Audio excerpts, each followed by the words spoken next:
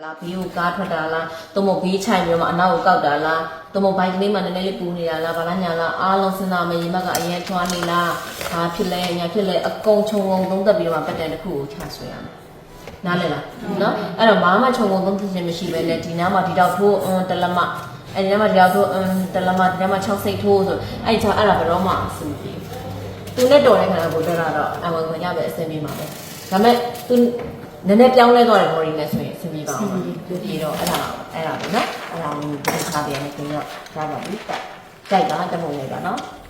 ငါကွဲရောမှယူထားလိုက်တယ်နော်ယူထားလိုက်တယ်ပေါ့ပေချိုးနဲ့တိုင်းတာယူထားလိုက်တယ်ယူထားလိုက်ပြီးတော့ငါခွဲကြတော့မှတော့လက်တိုင်ရှင်းနေတာပေါ့နော်လက်ကိုရှင်းရှင်းလဲလဲလေးဖြစ်ချင်တဲ့ဟာတွေတော့ဖြစ်ချင်တာပေါ့တက်တဲ့ခါတွေဆိုရင်အဲ့လိုမျိုးလက်တိုင်ရှင်းတယ်ဆိုတော့ဗါလဲဆိုလက်မြောက်လို့မရဘူးနော်လက်မြောက်လို့မရဘူးလက်တိုင်ကရှင်းလင်းနေရမယ်နော်လက်တိုင်မှာရှင်းလင်းနေရမယ်လက်မြောက်လို့မရဘူးဥမာစာအင်ကြီးတွေပေါ့နော်ဥမာဆိုလို့ရှိရင်ဒီ fitting တွေပေါ့ fitting အင်ကြီးတွေမှာလက်တိုင်ကိုအရင်ရှင်းလင်းနေအောင်လုပ်ချင်တယ်ဆိုရင်သူ့ကိုသုံးမယ်ငါကွယ်ဟုတ်ကဲ့ဒါကတော့တာမန်နေမှာမတော့သုံးမယ်နော်တာမန်ဒီလိုမျိုးအင်ကြီးတွေ daily work တွေဆိုလို့ရှိရင်ဒါတာမန်မှာသုံးမယ်နော်သုံးလိုက်ပွဲဆိုလို့ရှိရင်သူ့ကိုအတိုးအလျှော့ 0.2 ကနေပြီးတော့ 0.4 ထိလုပ်လို့ရတယ် 0.2 0.4 ဒါနဲ့စဆွဲတဲ့အခါမှာမ 0.2 တခါလေးပေါင်းထားပြီးသားပြင်မယ်မမရဲ့ဂျိုင်းနဲ့မကိုက်ဘူးဆိုတော့မသူ့ကိုလိုသလိုချိန်ညှိမယ်ဟုတ်ကဲ့နော်နားလေလားအဲ့ဒါကိုအဲ့လိုပြောတာနော်အဲ့လိုပြောတာနော်အဲ့ဟုတ်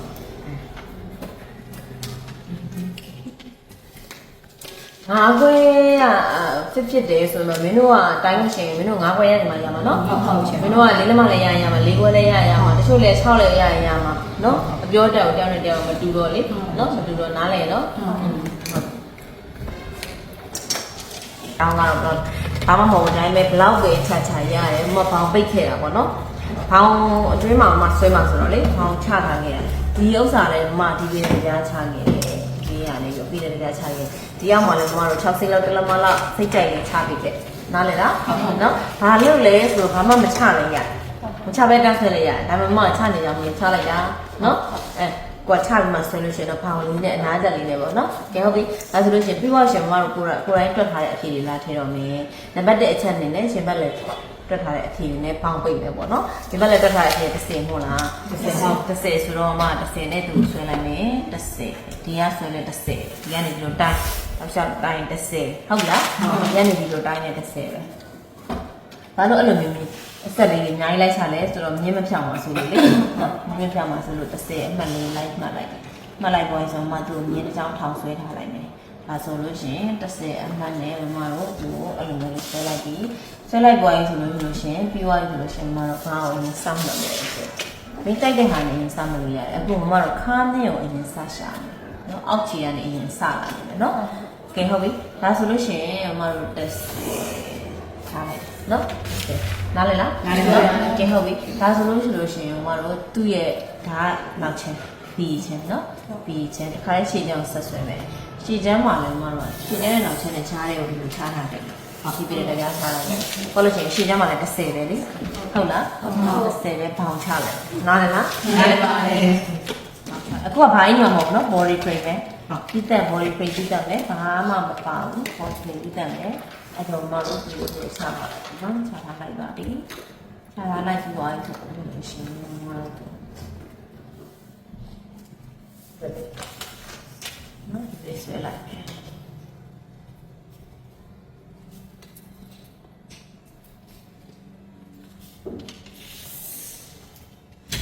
ပိတ်ထားလိုက်နော်ပိတ်ထားလိုက်လို့ဆိုရင်ဒီအောက်ခြေမြင်းတော့မတော့တင်မြင်းလို့သတ်မှတ်လိုက်ပါ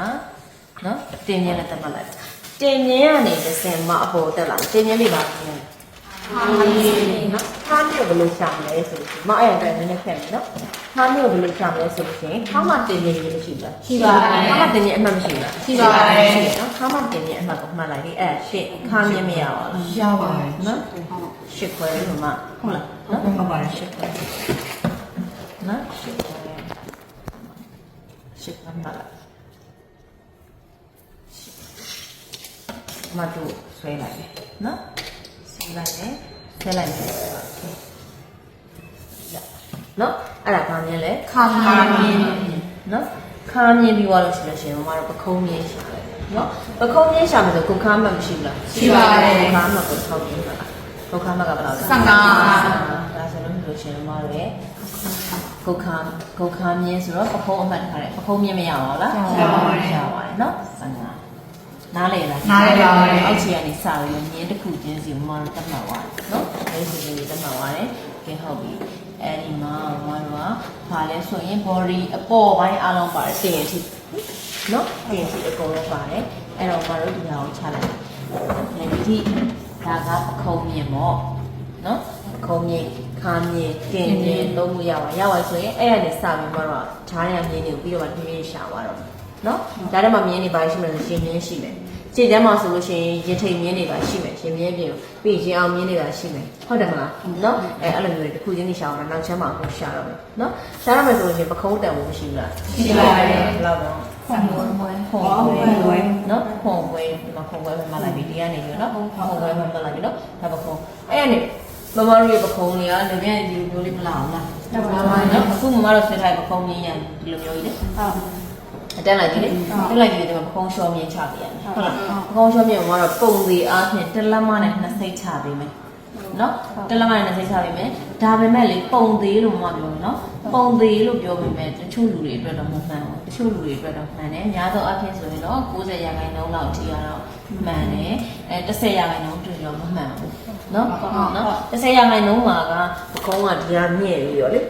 မြင့်ပြီးဒီကရမ်းရှော့ကြတဲ့သူတွေရှိမယ်ပြောလို့ရှိလို့ရှိရင်ဒီပခုံးနဲ့ဒီကလည်းတဒန်းနဲ့လေရှိတဲ့သူတွေရှိမယ်တဒန်းနဲ့ရှိတဲ့သူတွေဆိုရင်ရှော့သွားပြီးတော့အရန်ရှော့ကြတဲ့သူဆိုရင်အောက်ဆုံးကျ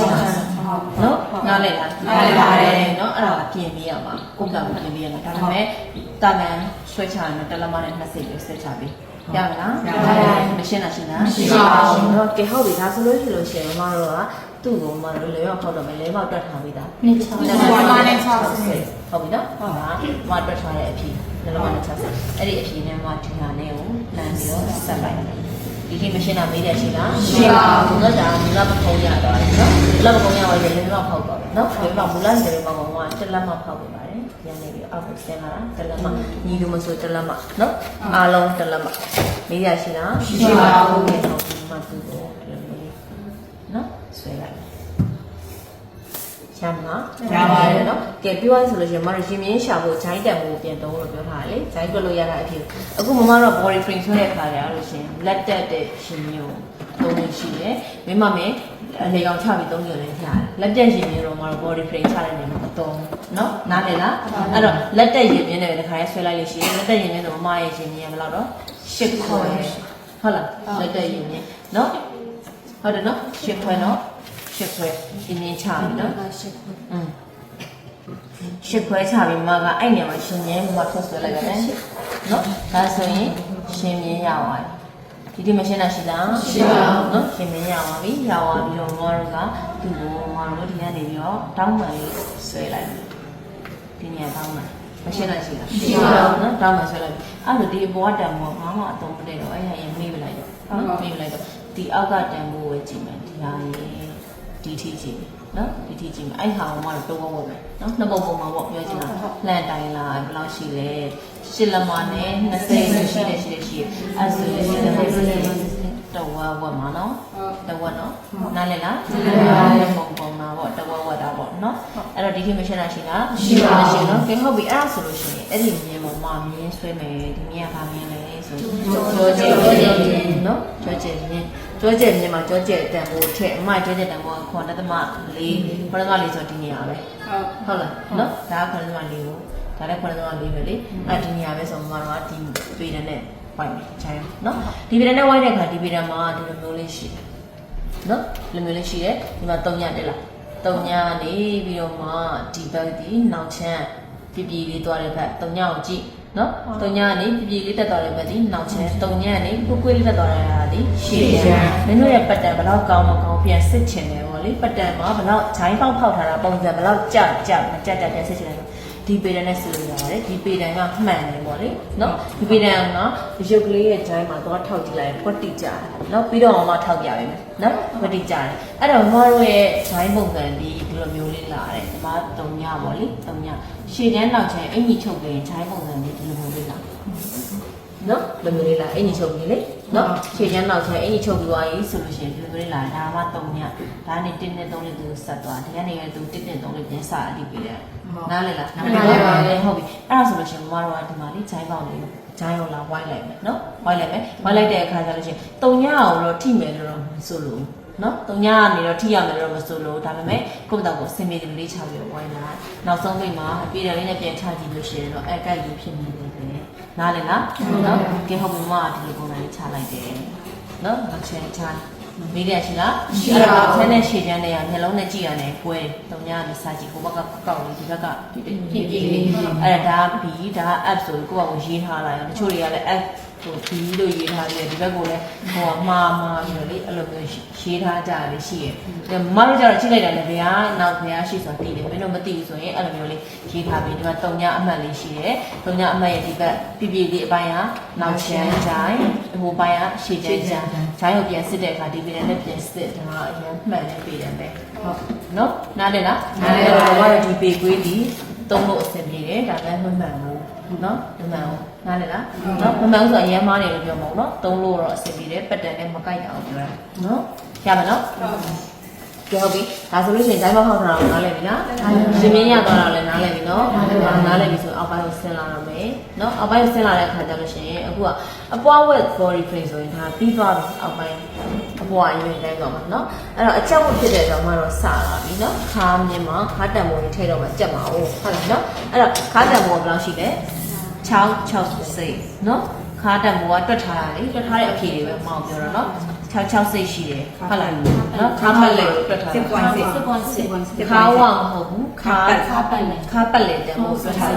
နော်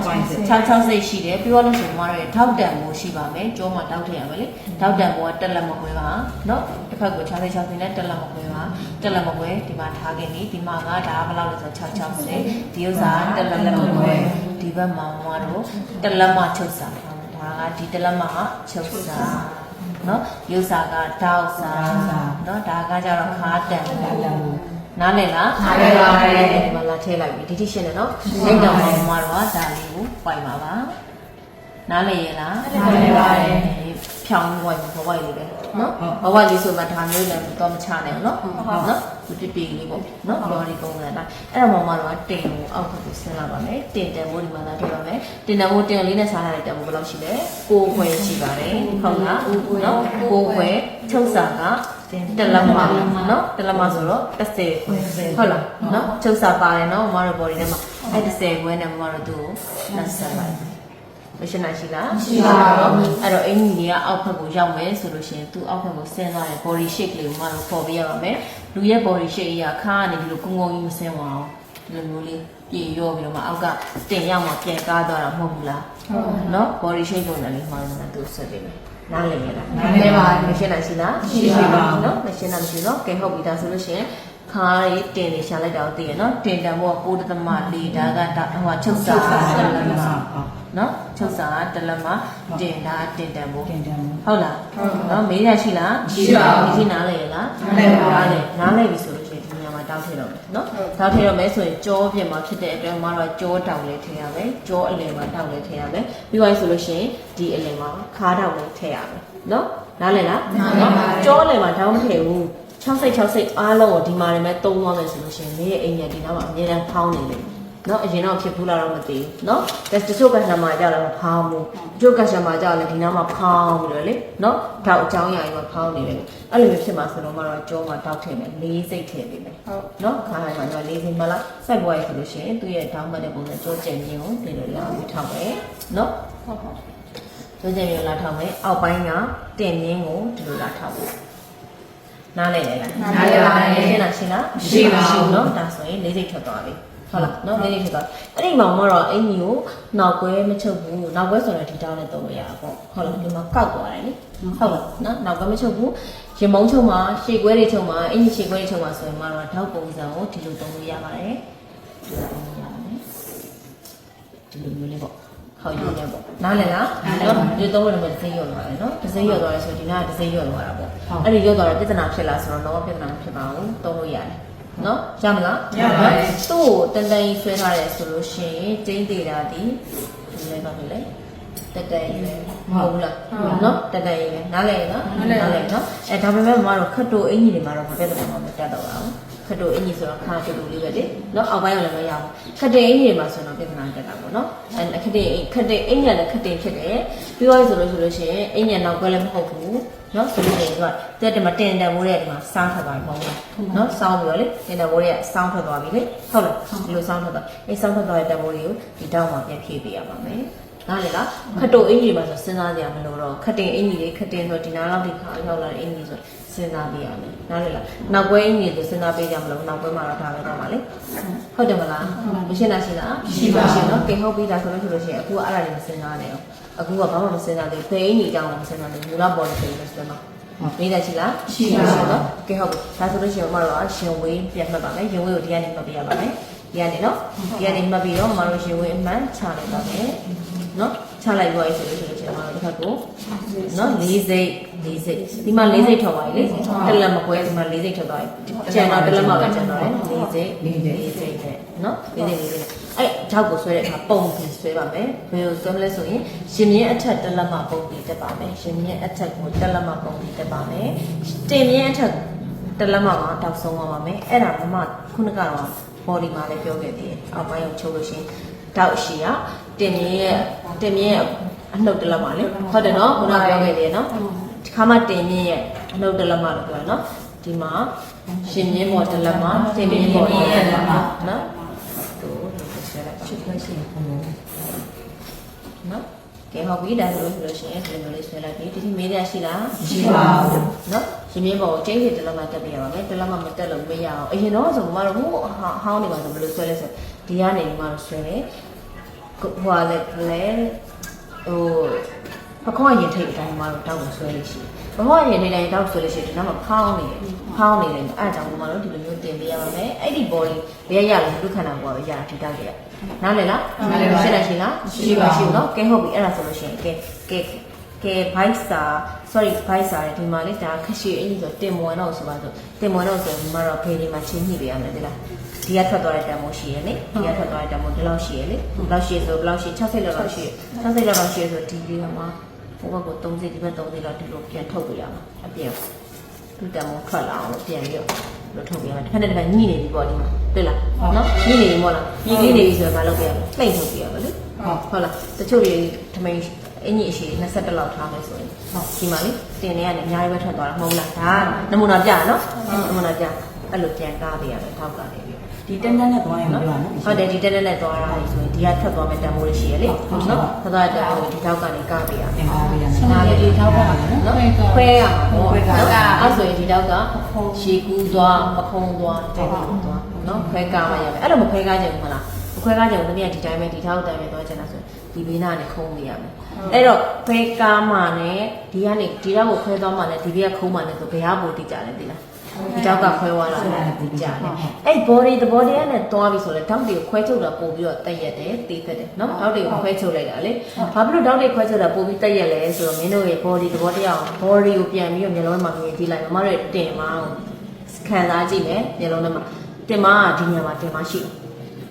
းနောက်ချက်အလဲတက်မှာဘာရှိလဲဘာမှမရှိဘူးအချိုက်ပဲရှိဒီနေရာမှာမပြန်ဖောင်းသွားတာမဟုတ်ဘူးလားဟုတ်ပါတယ်ပြန်ဖောင်းသွားတဲ့နေရာမှာမထုတ်ပြလိုက်တာပုံမှန်ဘူးလားပုံမှန်ဟုတ်တယ်နော်ပုံမှန်တယ်နော်အဲ့ဒါပဲလေဟုတ်လားဒါပေမဲ့မတော်အလွယ်တကူအားဖြင့်တော့အဲ့လိုမလုပ်ကြဘူးဘေးကနေထုတ်လိုက်တာများတယ်ဘေးကနေထုတ်လိုက်တယ်ဆိုတော့အလွယ်တကူလုပ်ချင်တယ်ဆိုတော့ရတယ်ဒါပေမဲ့ဘာဖြစ်လဲသူ့ရဲ့ခန္ဓာကိုယ်တော့ဝင်တယ်သူနဲ့အဝင်ကြတော့အရင်ဖြစ်မှာမဟုတ်ဘူးဒီမှာလုံးနေတဲ့တံပိုးဘေးကနေထုတ်လိုက်တာလေနော်ဘေးကနေထုတ်လိုက်တော့သူ့ရဲ့ခန္ဓာကိုယ်ကတော့ဝင်သွားတာပဲနော်သူဝင်လိုက်တော့ဝင်သွားတာပဲတော်တယ်ပေါ့အင်းကြီးကဒါပေမဲ့ဘာလဲဆိုတော့အရသာချင်းမတူဘူးနော်ထုတ်ထားတဲ့အရသာချင်းမတူနားလည်လားနားလည်နော်အခုကတော့မတော့ဘာမှအရှိတွေပါလေဆွဲဦးအင်းကြီးအရှိတွေပါဆွဲဦးမဆွဲဘဲနဲ့မူလာတောင်းနေတယ်မူလာ frame ကိုပဲတင်နေရဆိုတော့လေနားလည်ရလားနားလည်ပါရှင်းလားရှိလားရှိပါဘူးနော်ဒီအဲ့ဆိုနောက်ချက်မှမေးရရှိသေးလားရှိပါဘူးမရှင်းဖြစ်တဲ့အပိုင်းရှိလားမရှိပါဘူးမရှိဘူးဆိုရင်ရှင်းချင်သွားတော့မယ်နော်ဟုတ်ပြီနော် တရားကိုရှေ့ချောင်းသွားတယ်ရှေ့ချောင်းသွားတဲ့အခါကျလို့ရှိရင်ပုံစံမှတ်မှာတစ်ခုရှိတယ် level ကိုပါနော် level ကိုနောက်ကျန် level တန်ရှေ့ကျန် level က 0.2 short ပေးပါအမြဲတမ်း short ပေးဘယ်နည်းမဆို short ပေးရမယ်နော်ဘာလို့လဲမမပြောထားလဲမမရှေ့က body မှာပြောထားသေးတယ်နောက်ချမ်းနဲ့ရှေ့ချမ်းနဲ့ level ကိုကြည့်လိုက်ပြီးတော့ရှေ့ချမ်း level လေးကတိမ်ဝင်သွားတယ်ဟုတ်လားတက်ဝင်သွားတယ်နောက်ချမ်း level ကတော့ခုံးနေအဲ့ဒါကြောင့်မလို့ရှေ့ချမ်းမှာ level ကက်ကက်လေးဖြစ်အောင်လို့ဆိုပြီးတော့နောက်ချမ်းအကျယ်ထဲကနေ2စိမ့်လုံးပေးပါဥပမာဒီမှာနှစ်လက်မနဲ့4စိမ့်ရထားတယ်ဆိုရင်မမတို့ဘယ်လောက်ပဲထားပေးမလဲ2စိမ့်ပဲထားပြီးတော့မယ်နော်ဒီထိနားလဲရလားနားလဲပါတယ်ကဲဟုတ်ပြီအဲ့ဆိုမမကအခုနှစ်လက်မနဲ့6စိမ့်ဆိုတော့4စိမ့်နှစ်လက်မနဲ့4စိမ့်ထားပေးမယ်ဒါပုံသေးနော်ဘယ်သူမှဆိုထားပေးရမှာပါရှင်းလားရှိလားရှိပါဘူးနော်ကဲဟုတ်ပြီအဲ့ဆိုရင်မမတို့ဒီပခုံးလျှော့ကြည့်မယ်ရှေ့ချမ်းပခုံးလျှော့ကနောက်ချမ်းပခုံးလျှော့ထက်အမြဲတမ်း point ပိုများပါတယ်နော်အမြဲတမ်းနော်အမြဲတမ်းနားလည်လားပိုများတယ်ဆိုမှကသူ့ပခုံးလျှော့ point တလက်မနဲ့6စိတ်နော်ဟုတ်လားနော်သူကတလက်မ2စိတ်ကိုတလက်မ6စိတ်အဲ့ဒီမှာကို customer တော့ကိုတလက်မနဲ့4စိတ်ဒီနောက်ချမ်းကိုချထားရတဲ့ customer ဆိုရင်ဒီမှာဘယ်လောက်ရှိမလဲ2လက်မရှိတယ်နားလည်လားနားလည်ပါတယ်နားလည်နော်မရှိတဲ့ဘိုင်းရှိလားရှိပါဘူးမရှိဘူးဆိုတော့မဒီမှာမြင်းတစ်ချောင်းဆွဲလိုက်မယ်ဘာလို့မြင်းတစ်ချောင်းဆွဲရလဲမမဘုရားကတော့မဒီမှာခုံပွဲတိုင်းတာလေဒါပေမဲ့ခုံပွဲဝင်တိုင်းလို့မရဘူးဆိုတော့မရပါဘူးဘာလို့မရလဲသိလားသူက2လက်မ4စိတ်ပဲဖြစ်သွားပြီလေနော်2လက်မ4စိတ်ပဲဖြစ်သွားပြီဆိုတော့ခုံပွဲတိုင်းလို့ဆိုရင်မှကျဲသွားပြီလေကျဲပြီးတော့ဘုံကျဲပြီးသွားပြီလေဟုတ်တယ်မလားဟုတ်နမူနာအဖြစ်ပြမယ်ခုံပွဲဆိုရင်ဒီဟာရဲ့အကျဲကြီးဖြစ်သွားပြီဟုတ်တယ်ဆိုတော့အကျဲကြီးဖြစ်သွားပြီနော်ဒီမှာကျတော့အဲ့လိုမကျဲတော့နော်မကျဲတော့အဲ့တော့မမကဘာပဲဆိုမင်းချမဲ့တလက်မနဲ့6စိတ်ကိုလာမှတ်ထားတယ်မြင်းတစ်ချောင်းဆွဲထားတယ်အဲ့မြင်းပေါ်ကိုလာမေးတယ်ဘယ်လိုမေးတယ်လဲဆိုတော့ဒီအကျဲရှိတယ်အကျဲလေးနားလဲလားနားလဲပါတယ်ငါလုံးမပြေဖို့တစ်စိတ်လို့အဲ့တော့ဒီကနေတိုင်းမယ်ဆိုလို့ရှိရင်မတို့ငါလုံးမပြေဖို့တစ်စိတ်အလိုကိုလာပြီးတော့မေးတင်ပြီးတော့ဒီလိုပဲဆွဲလိုက်ပါမယ်နားလဲလားနားလဲပါတယ်ပြောချင်တာသူ့ထက်သူ့ပါကျင်းသွားတာဟုတ်နားလဲလားနားလဲပါတယ်เนาะအဲ့ဆိုမှသူ့ကိုဒီမှာဒေါင်းမှန်တင်မယ်เนาะဒေါင်းမှန်ပေးတယ်နဲ့တင်ပြီးပါနားလဲလားနားလဲပါတယ်မကတော့ဒီမှာဒီဟာနဲ့ပဲမဒီပြည်နဲ့တင်လိုက်ဒေါင်းမှန်ကြနေရမယ်เนาะအဲ့ဒေါင်းမှန်ကြနေအောင်နောက်ချက်မှာတော့2ပုံပုံနဲ့သူ့တော့မတော့3ပုံပုံပေးပါတီရှယ်ရင်မြုပ်ကြတော့ဂျိုင်းမှတ်ကပြန်ချတာနော်ဂျိုင်းပတ်လေစားလို့ပြန်ချတာနော်ဟုတ်တယ်နော်ဒီကရှင်မြင်းရှာဖို့အတွက်ဂျိုင်းလိုတယ်နော်ဂျိုင်းတွက်ထားတဲ့အဖြေလိုတယ်နော်ဟုတ်တယ်ဟုတ်ပြီအဲဆိုလို့ရှိရင်မမတို့သူ့ကိုမမတို့ဒီမှာ3ပုံပုံလေးပဲခွန်ပွဲဆိုတော့2ခွဲနော်နော်သုံးပုံပုံလိုက်တယ်နော်နားလဲလားနားလဲပါတယ်ဆိုတာက3နဲ့စားတာနဲ့အတူတူပဲဟုတ်နော်3ပုံပုံလိုက်ဒီထိမရှင်းတဲ့သူရှိလားမရှိပါဘူး3ပုံပုံလိုက်တယ်3ပုံပုံလိုက်တယ်ဆိုတော့ကယ်ကူလေတာကြီးနဲ့ပုံလေးကမလုံးနောက်ကျန်လဲမျိုးလုံးနဲ့ပဲပုံလိုက်တော့နော်အဲလိုနဲ့ပုံလဲအပေါ်တပုံက3အောက်ပုံကအဲ့လိုဖြစ်နေမှာနော်နော်ရမလားရပါတယ်ဟုတ်ပြီဒါဆိုလို့ဒီမှာဒီဟာလေးဒါရှင်းရင်ကျင်းမြင်းဖြစ်သွားပြီနော်ဒါကျွမ်းကျင်မြင်းဟုတ်လားနော်ကျွမ်းကျင်မြင်းဒါရှင်းကျင်မြင်းကျင်မြင်းခင်ရင်ကျင်မြင်းမှာရင်ကျင်တမို့ထက်ဟုတ်လားဘာမှတွက်ထားတဲ့အဖြစ်ရှိတာလေ 6.6 ပါမှာနော်6.2လိုမျိုးလေးရမယ်ဒီနားလဲရလားနားလဲပါတယ်နားလဲဆိုလို့ရှင်မတို့ဒီကနေမျိုးသူဒီအမတ်လေးpoint ပဲเนาะအတက်ဆွဲမယ်ဒီလိုမျိုးเนาะဒါ 6.2 เนาะဆွဲပြီသူ့အောက်ကိုမမကဒေါက်မှန်အချောင်းလမ်းချဒေါက်မှန်ဘာလို့ဒေါက်မှန်အချောင်းလမ်းချမယ်ဆိုမိမဒီပြည်တယ်မဲရှိတယ်ဒီပြည်တယ်နဲ့ဆွဲမယ်ဆိုနှစ်တုပ်ခွဲဆွဲရမှာเนาะဒီပေါ်တစ်တုပ်ဆွဲဒီအောက်ကိုတစ်တုပ်ဆွဲတဲ့အခါဒီအောက်ကအထင်းအကုတ်ကမရှိတော့ဘူးဆိုမင်းဒီလိုမျိုးကြီးဖြစ်သွားမယ်ဒီလိုမျိုးဖြစ်သွားအဓိကဒီဒေါက်မှန်အောင်ကပ်ပြီးဆွဲရမှာအဲ့ဒါမှဟုတ်လားနားလည်လားနော်ဒါပေမဲ့ဒီပြည်ရရှိတယ်ဇိုင်းကုပြည်ရရှိတယ်ဆိုတော့ဇိုင်းကုပြည်ရ double ထဲသွားဒီလိုမျိုးသွားမိကရှိလားရှိပါနော်မမဆွဲပြီး double ဒီလားမမလိုချင်တဲ့တက်ကတစ်ချက်ထက်ထိတယ်မမတို့ကဆွဲတဲ့အခါဒီနေရာကိုနှစ်စိတ်ထက်ပြည့်အထက်မဝင်ရအောင်နော်မင်းဆွဲတဲ့အခါစကေးများပဲဒီလိုမျိုးကြီးဖောင်းဖောင်းလေးဒီပေနဲ့ဆွဲတဲ့ဆိုဖြစ်နိုင်တယ်ဒီပေနဲ့ဆွဲတယ်မှာလေဒီလိုဖောင်းသွားတာမျိုးဖြစ်နိုင်တယ်ဖြစ်နိုင်တယ်ဆိုရင်ဒီမှာတစ်စိတ်အနည်းဆုံးပဲနော်အများဆုံးကနှစ်စိတ်ထက်ပိုပြီးလုံးဝအထဲကိုဝင်ခွင့်မရှိဘူးဒီနေရာလေးနေရာလေးက main point နော်နားလဲနော်point 1တုံးမဟုတ် point 2အဲ့ကြားထဲမှာလည်းရှိပါစေအဲ့ဒါထက်ပိုပြီးတော့လုံးဝမကြော်စေနဲ့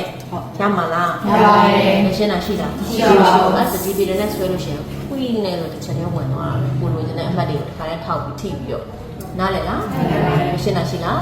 းနော်ကဲဟုတ်ပြီဒါဆိုလို့ရှိရင်မတို့ပြန်စစ်ကြည့်မယ်ဆိုလို့ရှိရင်တူလေးနဲ့တူလေးနဲ့ဒီပုံစံလေးထွက်လာဒီဂျိုင်းခွင်းနဲ့ဆွဲတာရောဒီပုံစံမထွက်ဘဲနေပါမလားဟုတ်တယ်မလားနော်မဟုတ်လားနော်ဒီပုံစံလေးထွက်လာရဲဆိုတော့မှန်တယ်ပေါ့ဒါရဲ့အကြအနာလေး ကောင်းတယ်ပေါ့နားလေနော် နားလေပါတယ် အဲ့ဆိုအပိုင်းကိုလာပြီနော်အပိုင်းကိုဆက်ဆင်းလာတော့မယ်နော်အပိုင်းဆင်းလာတော့ sorry အပိုင်းမဆင်းရင်လေဘယ်မှာဖောက်ခဲ့မယ်နော်အဲ့တော့မူလလေဘယ်မှာကမှ3လက်မှခွဲထောက်ပါတယ်3လက်မှခွဲနော်ဒီကနေဒီပကောနေပိုင်းချတာနော်ပိုင်းချတဲ့အခါ3ခွဲနော်ပုံသေးထားထားပြီးရပြီးတော့မှလူတို့ကျင်းကျေဖောက်ပြနော်ဒါကတော့ဒီ3ခွဲနဲ့ဖောက်တယ်ဆိုလေဘယ်သူမဆိုအစီထွက်တယ်လေဘယ်ဒီလိုအတိအစီထွက်တယ်နော်မမရောပဲအကုန်လုံးမမတို့ဆိုလေဘယ်သေးတယ်ဒီမှာပါတယ်လေဘယ်သေးလဲအစီထွက်တယ်နားလေလားအဲမမကတော့ app ချမ်းရဲ့ဟိုလေးကိုအကွေးလေးကိုသုံးတယ်အဲအကွေးလေးလှတယ်လေနော်အချမ်းအကွေးလေးသုံးပြီးတော့ပဲလိုမျိုးဆွဲလိုက်နားလေနော်ရှင်းလားရှင်းလားတချို့ level ကျဲတဲ့သူတွေပေါ့ level ကြီးတဲ့သူပေါ့ဒီ level ဒီလိုကြီးနေတဲ့သူတွေဆိုတော့နော်အဲဆိုရင်ထက်ချနော်3လက်မနဲ့6စိမ့်လောက်4လက်မလောက်ချရမလားရပါတယ်နော်ကဲဟုတ်ပြီအဲ့ဆိုရင်မမကသူ့ကိုအောက်ပိုင်းကိုဆင်းလာပြီကဲခါမြင်မမရင်းခါတက်မို့66စိတ်ဟုတ်လားဟုတ်ပါတယ်เนาะပြီးသွားပြီဆိုလို့ရှိရင်เนาะနောက်စာ1ခွဲ